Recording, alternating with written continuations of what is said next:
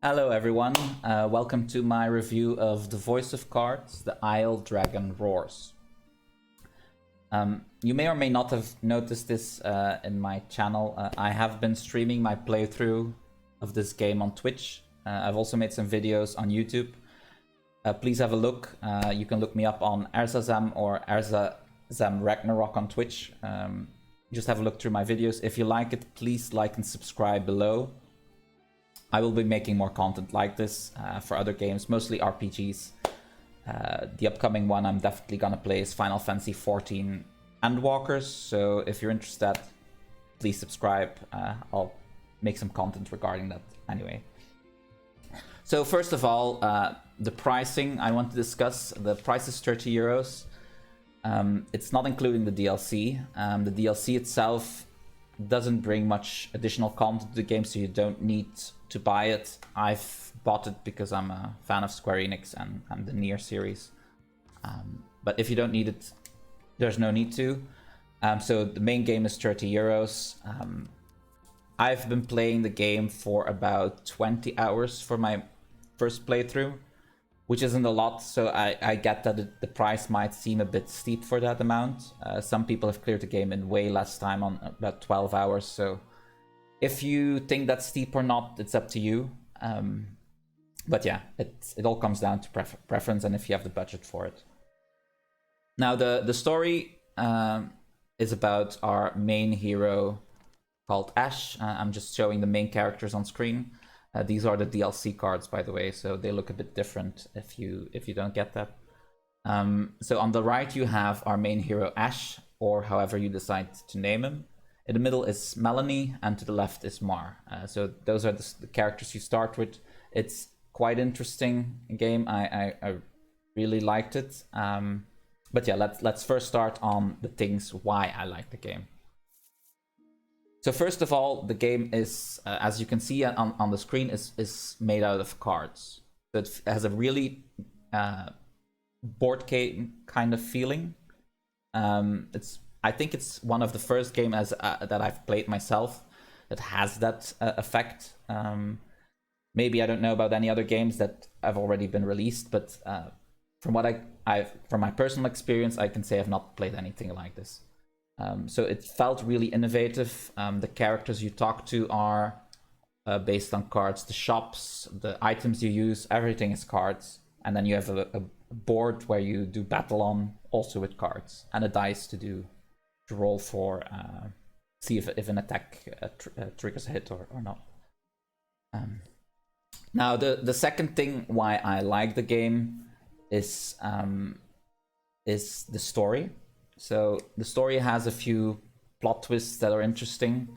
Some funny things happen here and there. I don't want to go into it too much without spoiling anything, but let's just say there is even the story even makes me feel for a creature, a card creature.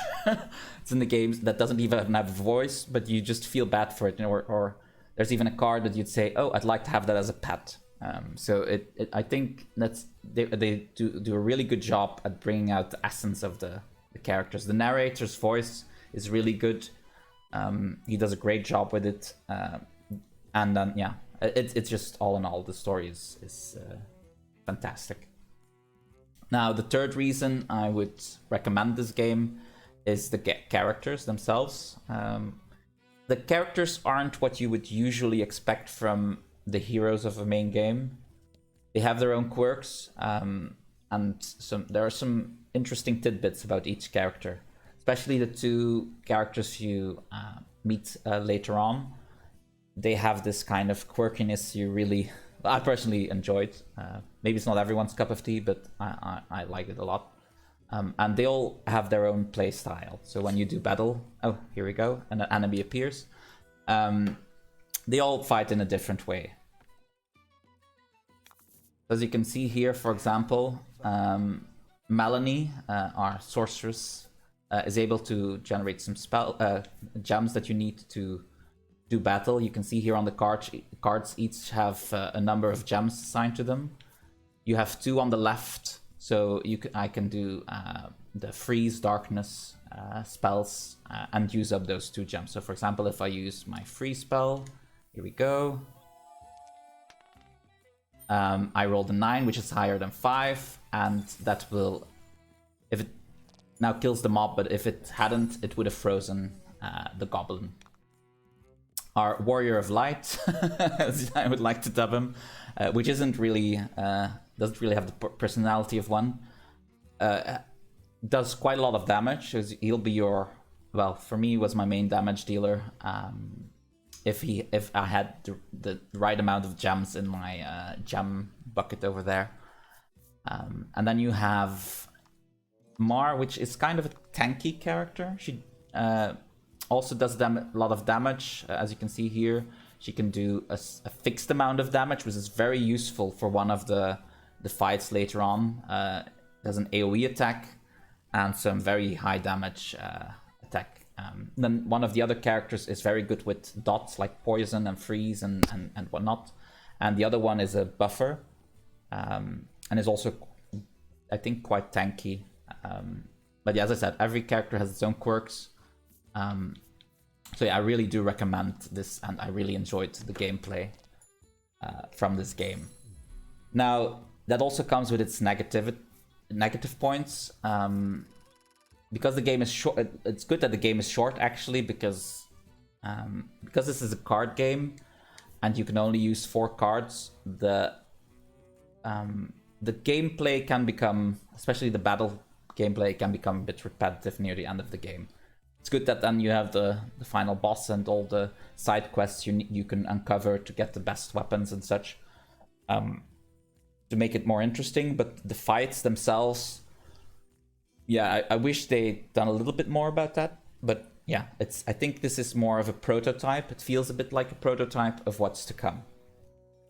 Then the second thing I regret is that if you... Oh, this is the second battle. If you interact with an NPC or if you do a quest, the only voice you'll be hearing is the narrator. So there's no voice acting for each character, which is a bit of a shame. I do like voice acting.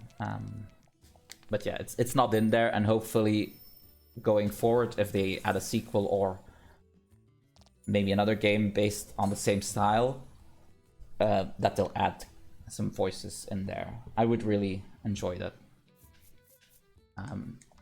In addition, what I like and dislike is that I really like the music, but the fact that the game is so short means it also doesn't have a lot of music in there. And I was actually wanting for more. Especially if you've played the Nier games, which is from the creator, Yoko Taro. If you play those games, you know the music's just amazing. And I would like to have that kind of same feeling in here. So the music that's in here is great, but it's just limited in amount. So I would really enjoy some more music in here. That's just all I can say about that. Now, I think that's it from my review. I could go more into the story and all the things. I just don't want to spoil too much, since the story is already so short. I don't want to spoil anything. So yeah, I think that's about it for me. I recommend the game if you don't mind spending the game. If not, if you don't mind spending the money on it, else. Just wait till it's on sale and have a go then. I'm sure it's still great when it goes on sale. So that's it from me. Again, if you'd like this content, please like and subscribe. If you have some recommendations, please leave a message below. If you liked it or not liked it, if you don't agree with my comments, just please leave a message below, and I'll make sure I respond to it. Okay, see you around.